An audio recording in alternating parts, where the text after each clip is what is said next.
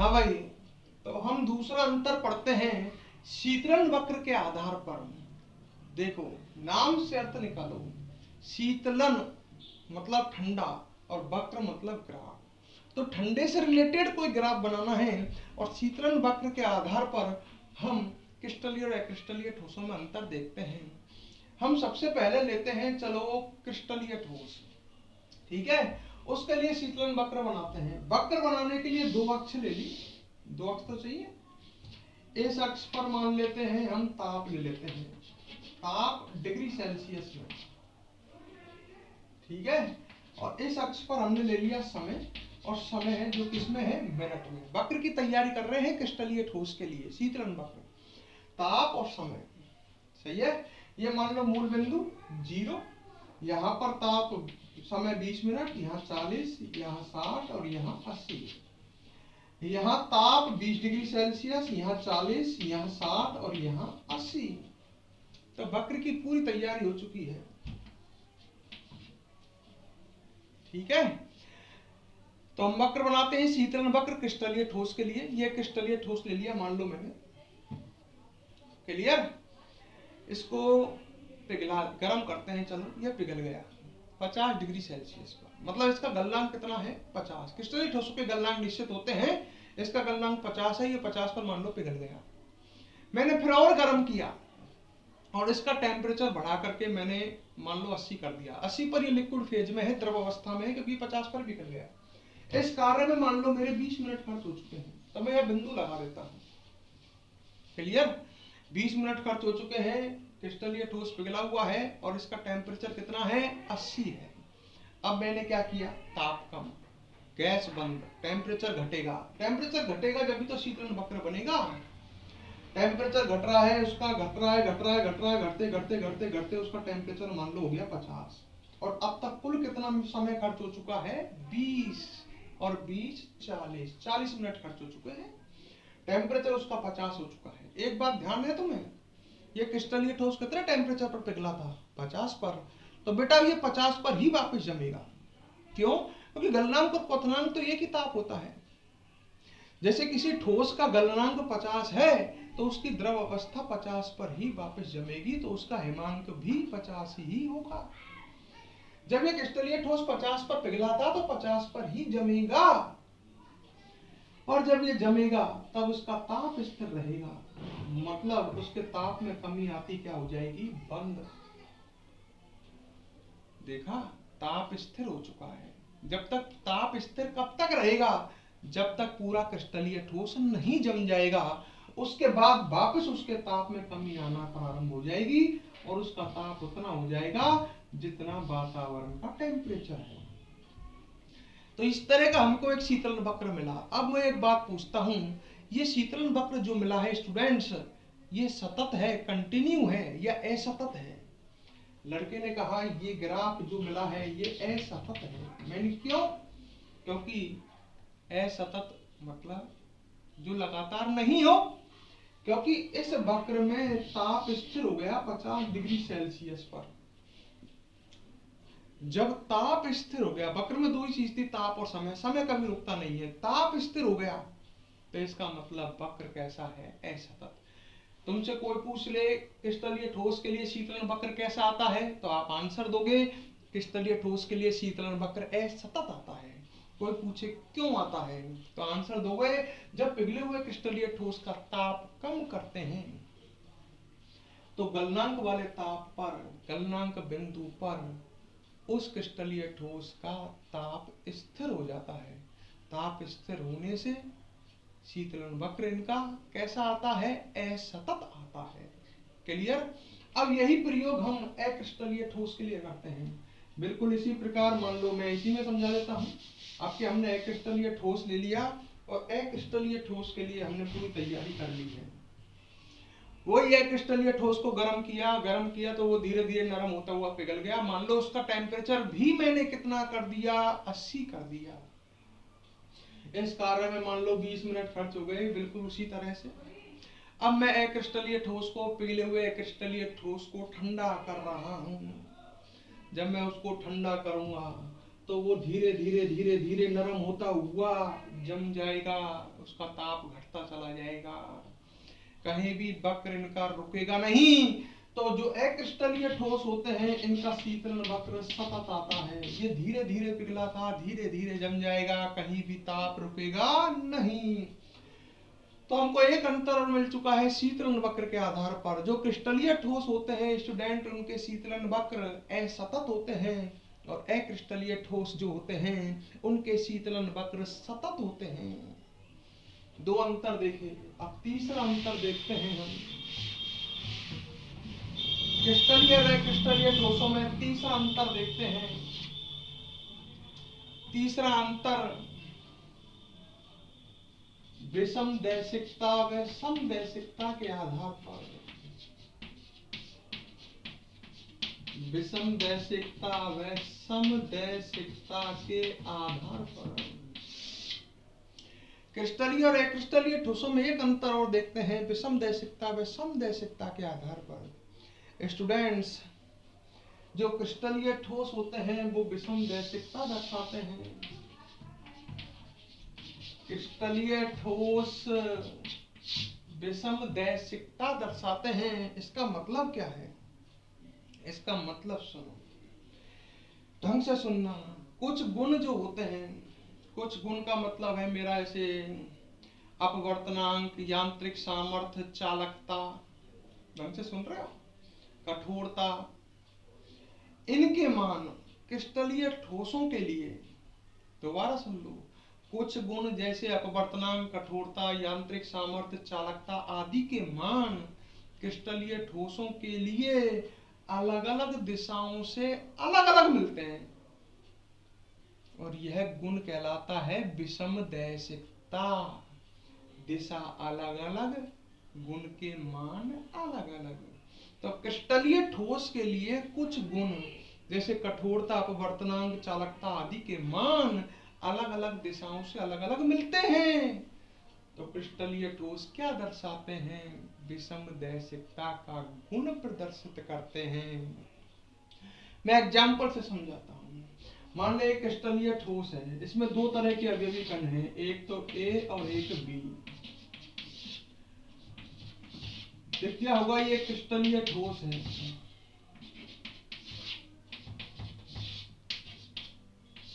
क्योंकि अवयवी कण जो है ये तीन अभिमाओं में एक निश्चित और नियमित व्यवस्था में है। इससे दो अलग अलग दिशाओं से मैं प्रकाश पुंज गुजार रहा हूँ। ये मान लो ए बी दिशा, और एक प्रकाश पुंज में किसी अन्य दिशा से गुजारता हूँ, मान लो इस तरह से गुजारता हूँ, और ये है सीधी दिशा। तो क्रिस्टलीय ठोस से मैंने दो अलग अलग दिशाओं से प्रकाश गुजारा, एक ए बी दिशा से और एक सीधी दिशा से। दोनों दिशाओं में क्या अंतर है? जब मैं ए बी दिशा से देखता हूं, तुम भी देखो ढंग से, तो दोनों ओर अवयवी कण इस दिशा के एकांतर क्रम में है, ए बी ऐसे व्यवस्थित है। जबकि सीधी दिशा से देखो, इसके एक और बी है और एक और ए है। दोनों दिशाओं से आपको अवयवी कणों की व्यवस्था अलग अलग दिख रही होगी। ए बी दिशा देखो, इसके दोनों ओर अवयवी कण एकांतर है, ए बी। सीधी दिशा देखो, इसके एक और बी है और एक और ए है। तो दोनों दिशाओं से मुझे अवयवी कणों की व्यवस्था में अंतर दिखा। और ये गुण जो है ना, कठोरता, अपवर्तनांक, चालकता आदि, ये अवयवी कणों की व्यवस्था पर डिपेंड करते हैं। जब दोनों दिशाओं से अवयवी कणों की व्यवस्था अलग अलग आ रही है, तो क्रिस्टलीय ठोसों में इन गुणों के मान दोनों दिशाओं से अलग अलग मिलेंगे। तो क्रिस्टलीय ठोस क्या दर्शाते हैं? विषमदैशिकता। अब यही बात हम अक्रिस्टलीय ठोस के लिए सोचते हैं। अक्रिस्टलीय ठोस में अवयवी कण ढंग से व्यवस्थित होते ही नहीं है, तो आप उसमें अवयवी कण, उसमें आप प्रकाश से किसी भी दिशा से गुजारो, हर दिशा से अवयवी कणों की व्यवस्था तो ऊट-पटांगी तो है, लगभग एक जैसी आएगी। अक्रिस्टलीय ठोस में तो जब अवयवी कणों की व्यवस्था हर दिशा से लगभग समान मिलेगी, तो इनमें कठोरता, अपवर्तनांक आदि के मान भी हर दिशा से लगभग क्या आएंगे? समान। अक्रिस्टलीय ठोस में, क्योंकि इनमें अवयवी कणों की निश्चित और नियमित व्यवस्था है ही नहीं ना। इनमें अवयवी कणों की निश्चित और नियमित व्यवस्था है, तो हर दिशा से अवयवी कणों की व्यवस्था अलग बोलेगी, कठोरता, अपवर्तनांक, चालकता के आदि के मान इनमें अलग बोलेंगे। इनमें अभिकणों की कोई निश्चित व्यवस्था है ही नहीं।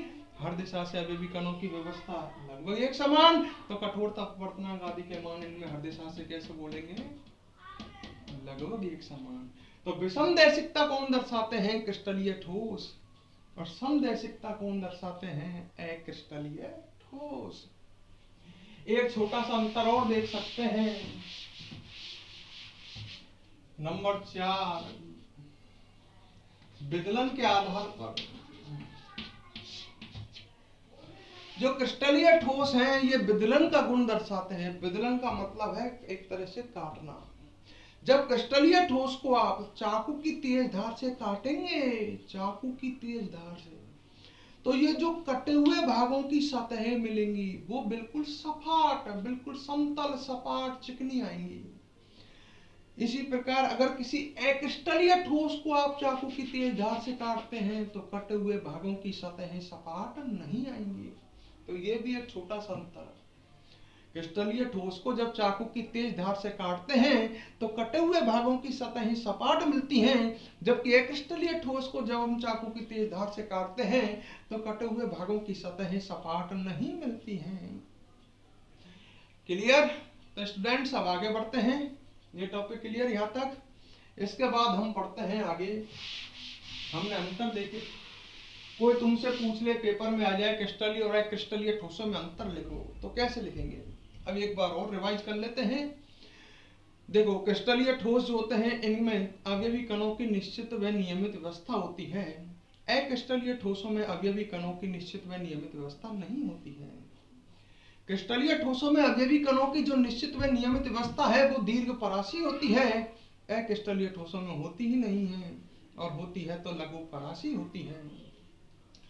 जो क्रिस्टलीय ठोस होते हैं इनके गलनांक निश्चित होते हैं, अक्रिस्टलीय ठोसों के गलनांक निश्चित नहीं होते।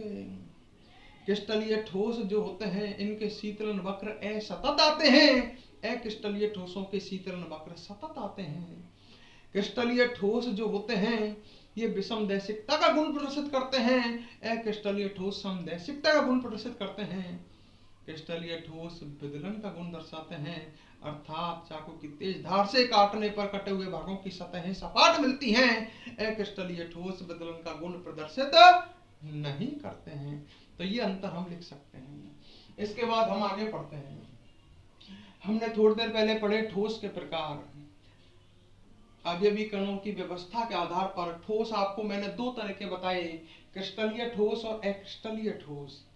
अब हम पढ़ते हैं क्रिस्टलीय ठोस के प्रकार। भाई अब हम अक्रिस्टलीय ठोस को छोड़ रहे हैं क्योंकि वो तो आवासीय ठोस हैं। आगे हम पढ़ेंगे क्रिस्टलीय ठोस के प्रकार। क्रिस्टलीय ठोस के प्रकार,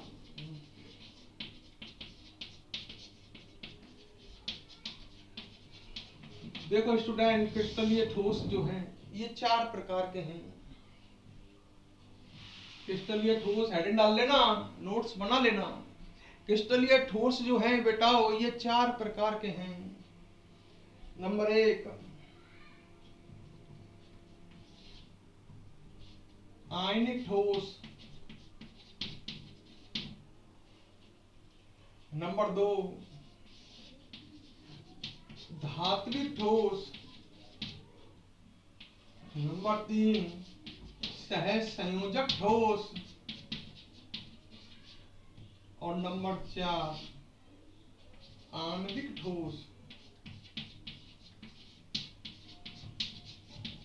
तो क्रिस्टलीय ठोस 4 प्रकार के हैं, आयनिक, धात्विक, सहज संयोजक और आणविक ठोस। ये वर्गीकरण किस आधार पर किया गया है? ये वर्गीकरण किया गया है अवयवी कणों के मध्य उपस्थित आकर्षण के बलों के आधार पर। तुम्हें शुरू में कहा था मैंने, अवयवी कणों के मध्य आकर्षण के बल होते हैं। तो अवयवी कणों के मध्य उपस्थित आकर्षण के बलों के आधार पर क्रिस्टलीय ठोसों को मैंने 4 भागों में बांट दिया, आयनिक, धात्विक, आणविक और सहज संयोजक ठोस। ठीक है। आयनिक ठोस जो होते हैं बेटा इनमें अवयवी कण होते हैं धनायन व ऋणायन। मतलब अगर कोई आयनिक ठोस है उसके अंदर देखोगे आप तो उसके अंदर धनायन और ऋणायन भरे हुए होंगे, बहुत सारे धनायन और ऋणायन। धनायन को ऋणायन घेरे होते हैं, ऋणायन को धनायन घेरे होते हैं। क्लियर। और जो धात्विक ठोस होते हैं इनमें धनायन होते हैं जो इलेक्ट्रॉनों से घिरे होते हैं, मतलब एक तरह से धनायनों के चारों ओर इलेक्ट्रॉन होते हैं, या ऐसे कह सकता हूं धात्विक ठोस में इलेक्ट्रॉन रूपी समुद्र में धनायन वितरित होते हैं। तो इनमें अवयवी कण मान सकते हो चाहो तो धनायन व इलेक्ट्रॉन। सहसंयोजक ठोस जो होते हैं इनमें अवयवी कण होते हैं परमाणु, एटम, ये परमाणु होते हैं इनमें बहुत सारे। और आणविक ठोस जो होते हैं इनमें अवयवी कण होते हैं अणु। तो आयनिक ठोस में धनायन व ऋणायन होते हैं अवयवी कण, धात्विक ठोस में धनायन इलेक्ट्रॉनों से घिरे हुए, सहसंयोजक ठोस में अवयवी कण परमाणु और आणविक ठोस में अवयवी कण अणु। क्लियर। मैं कुछ पूछता हूं बताना। मैंने लिखा Na+, बताओ ये क्या है? धनायन है, ऋणायन है, परमाणु है या अणु है? ये धनायन है, इस पर आवेश है।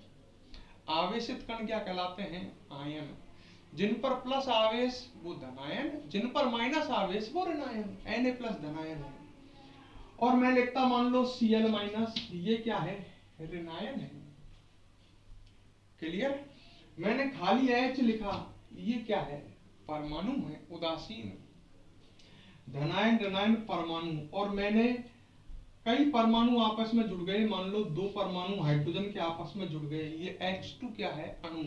परमाणु आपस में जुड़ करके अणु बनाते हैं। H2O क्या है? अणु। 3 परमाणु है इसमें, हाइड्रोजन और ऑक्सीजन। तो ये धनायन, ये ऋणायन, ये अणु, ये अणु, और मैं खाली Cl लिख देता, ये क्या होता है? परमाणु।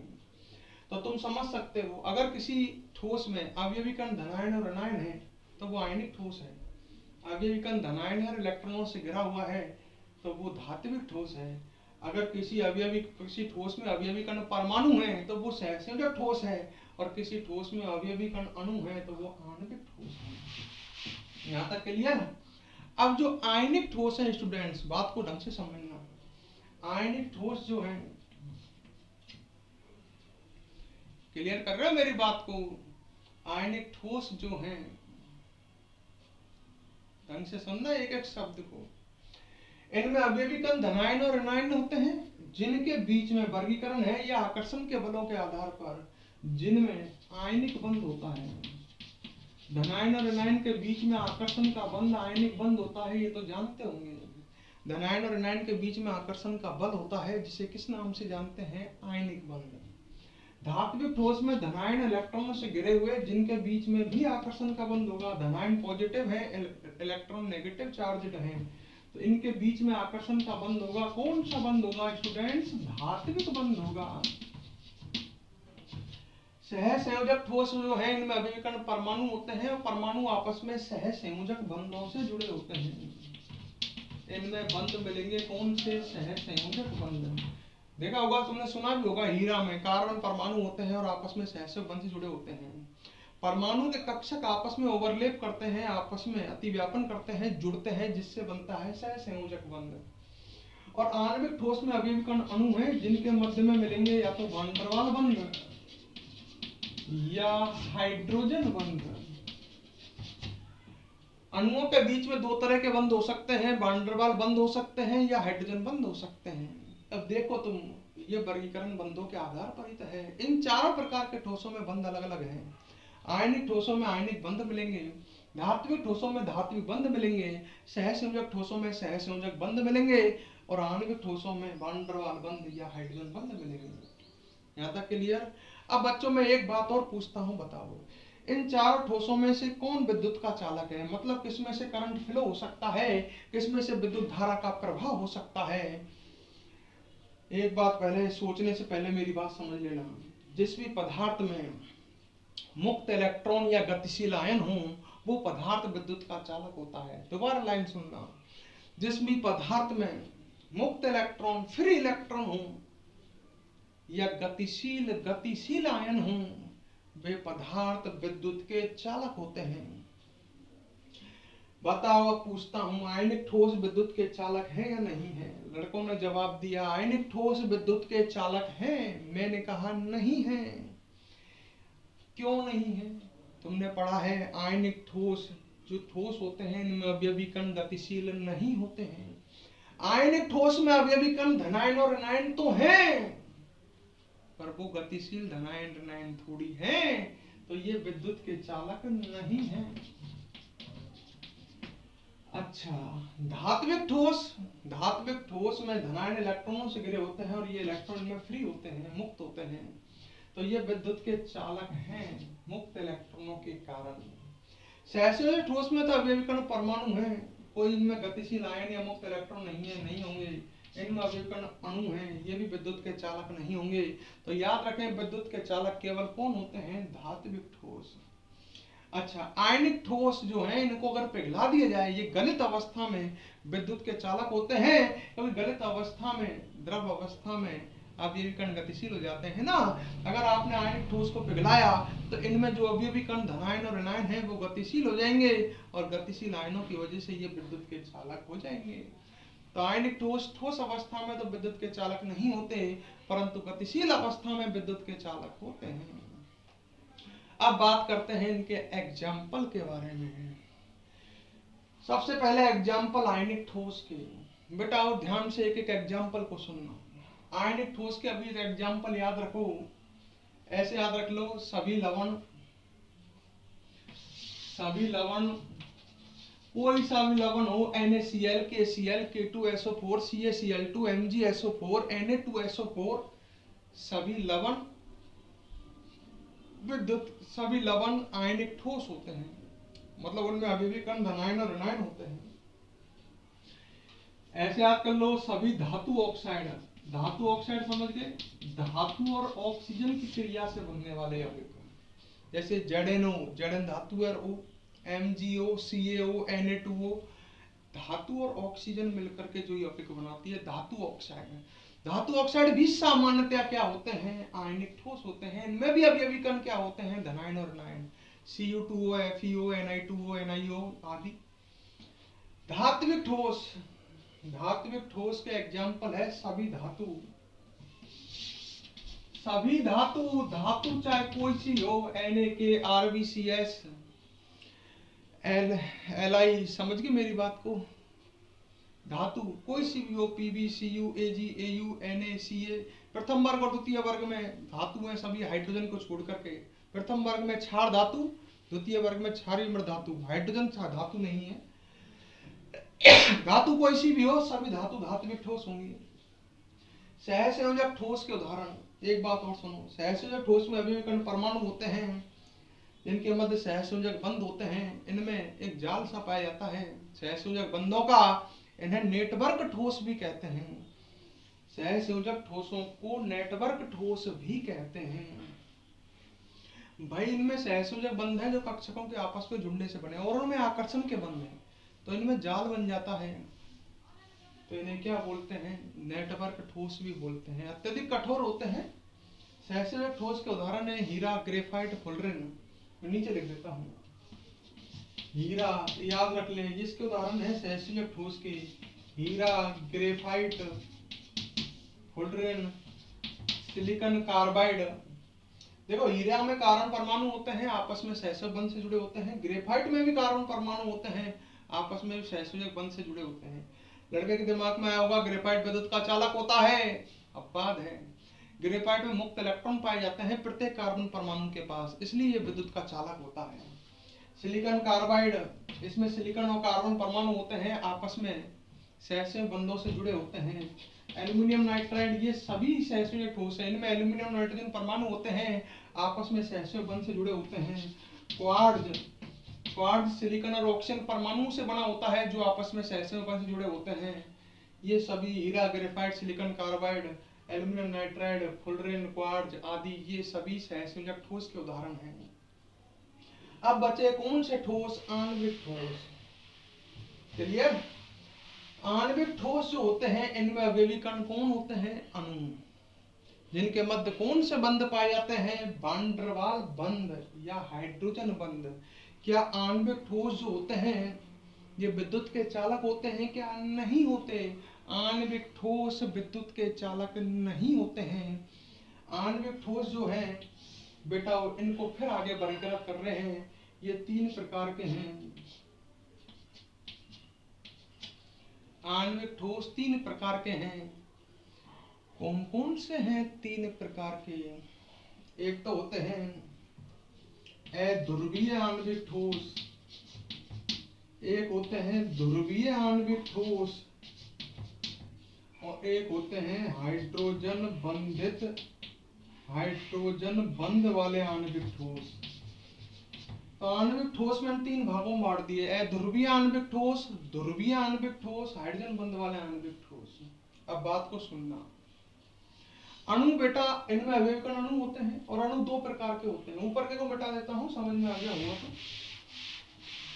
इनमें अणु दो प्रकार के होते हैं।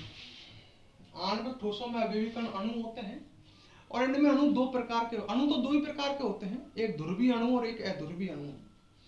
ध्रुवीय अणु उन्हें बोलते हैं जिनका द्विध्रुव आघूर्ण 0 नहीं होता। अणु ध्रुवीय है या अध्रुवीय है, इसका निर्धारण करता है द्विध्रुव आघूर्ण। द्विध्रुव आघूर्ण से इसका निर्धारण होता है। जैसे द्विध्रुव आघूर्ण होता है म्यू और इसका फॉर्मूला होता है Q × D। द्विध्रुव आघूर्ण का फॉर्मूला है Q × D। Q है आवेश और D है डिस्टेंस, आवेश के बीच की दूरी।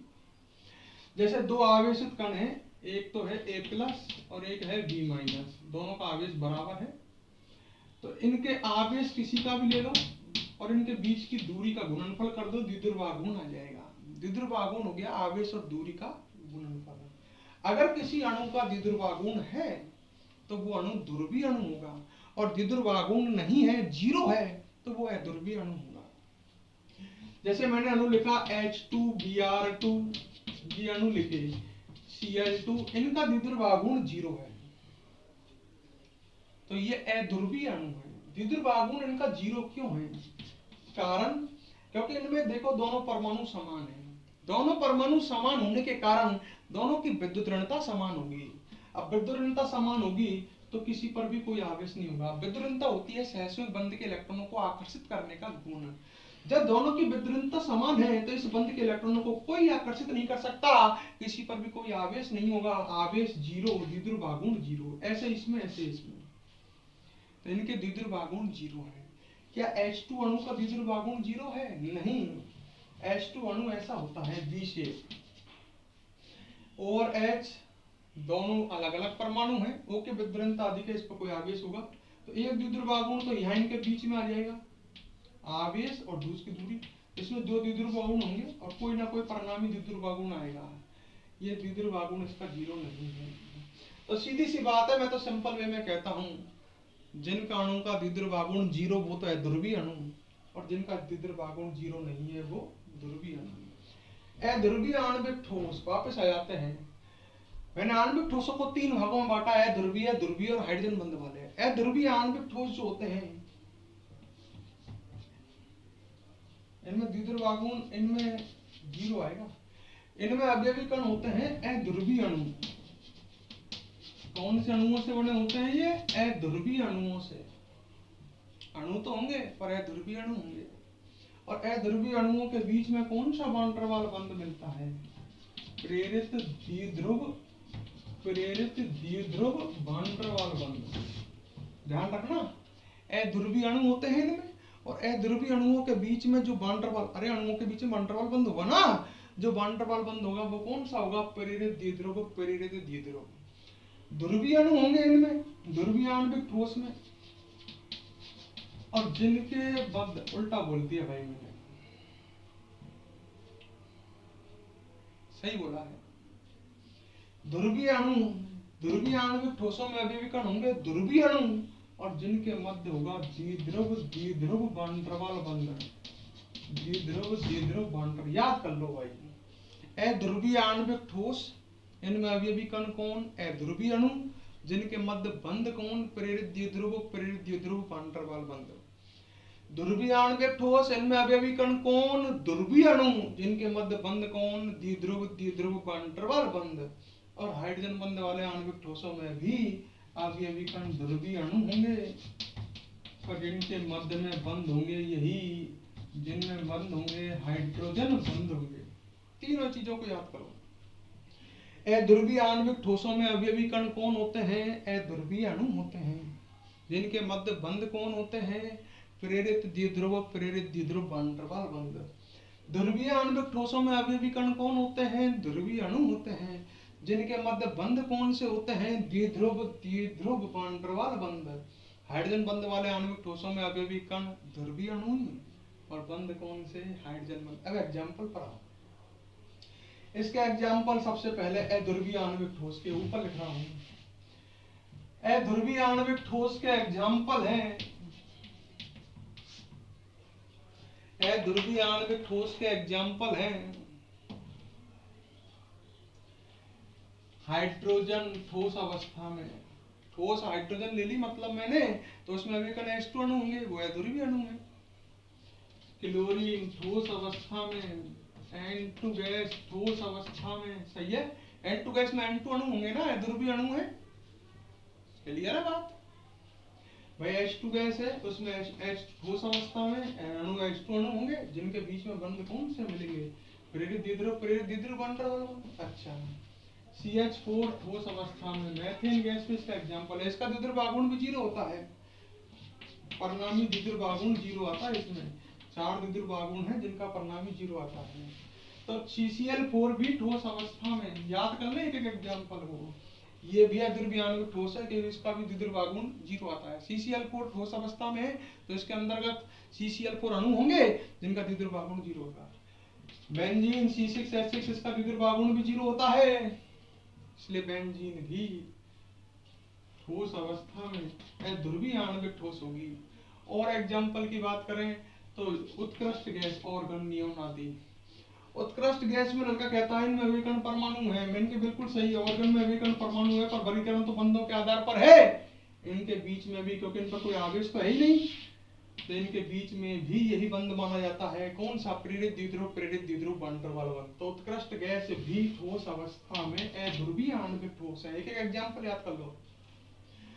अब बात आई ध्रुवीय आणविक ठोसों की। इसके एग्जाम्पल है, जैसे मैंने लिखा HCl ठोस अवस्था में। अब HCl ठोस अवस्था में है तो इसके अंदर HCl अणु होंगे और आपस में ध्रुवीय अणु है ना, परमाणु समान है ही नहीं। Cl परांशिक ऋणावेश होगा, इसकी विद्युत अधिक, इस परांशिक धनावेश, इस परांशिक ऋणावेश, इस परांशिक धनावेश, तो बीच में बंद होगा आकर्षण का द्विध्रुव, द्विध्रुव वैन डर वाल्स बंध। HCl अणु होंगे ना इसमें। क्लियर है ना? SO2 गैस ठोस अवस्था में, SO2 का द्विध्रुव आघूर्ण 0 नहीं होता है। क्लियर? क्योंकि ये बी शेप है, 2 द्विध्रुव आघूर्ण होंगे, परिणामी कुछ ना कुछ होगा, द्विध्रुव आघूर्ण 0 नहीं होगा। तो SO2 भी ठोस अवस्था में। क्लियर मेरी बात है? अब आए लास्ट हाइड्रोजन बंध वाले। इनमें भी अभिकरण ध्रुवीय अणु होंगे, जैसे H2O इसका एग्जांपल है, ठोस अवस्था में, बर्फ मतलब H2O, अभी अभिकरण H2O है, ध्रुवीय अणु है। अब ध्रुवीय अणु है पर इनके बीच में बंध ये नहीं होगा द्विध्रुव, द्विध्रुव। लोग सोचते हैं कि ध्रुवीय अणुओं के बीच में द्विध्रुव, द्विध्रुव वैन डर वाल्स बंध होगा। बेटा ध्रुवीय अणुओं के बीच में तो हाइड्रोजन बंध भी हो सकता है, पर कंडीशन है अगर कोई ऐसा ध्रुवीय अणु है जिसमें हाइड्रोजन OF या N से जुड़ रहा हो, OF या N से जुड़ रहा हो, यदि कोई ऐसा ध्रुवीय अणु है जिसमें हाइड्रोजन F, O या N से जुड़ रहा, फोन से जुड़ रहा हो, तो ऐसा अणु खुद जैसे दूसरे अणु के साथ जो आकर्षण का बंध बनाता है उसको हम हाइड्रोजन बंध कहते हैं। यदि ठोस में ऐसे अणु हैं, ध्रुवीय अणु है, ऐसे ध्रुवीय अणु है जिनमें हाइड्रोजन फोन से जुड़ रहा है, तो उस अणु में हाइड्रोजन बंध पाए जाएंगे। वो हाइड्रोजन बंध वाला आणविक ठोस होगा, जैसे H2 हुआ, NH3 में हाइड्रोजन N से जुड़ रहे हैं, वही बात है। तो इसमें भी कौन से बंध मिलेंगे? हाइड्रोजन बंध मिलेंगे। NH3 ठोस अवस्था में हुई तो क्लियर? मैंने लिखा HF ठोस अवस्था में, तो HF में भी हाइड्रोजन F से जुड़ रहा है, तो ये ध्रुवीय अणु है, इनके बीच में हाइड्रोजन बॉन्ड होंगे, तो ये सब हाइड्रोजन बंध वाले आणविक ठोस हैं। तो स्टूडेंट यहाँ तक क्लियर? तो ये काफी बड़ा वर्गीकरण, ये सारे एग्जाम्पल आपको क्लियर होने चाहिए, इनको लिख करके याद करो। ठीक है, अब नेक्स्ट क्लास में मिलते हैं आपसे दोबारा।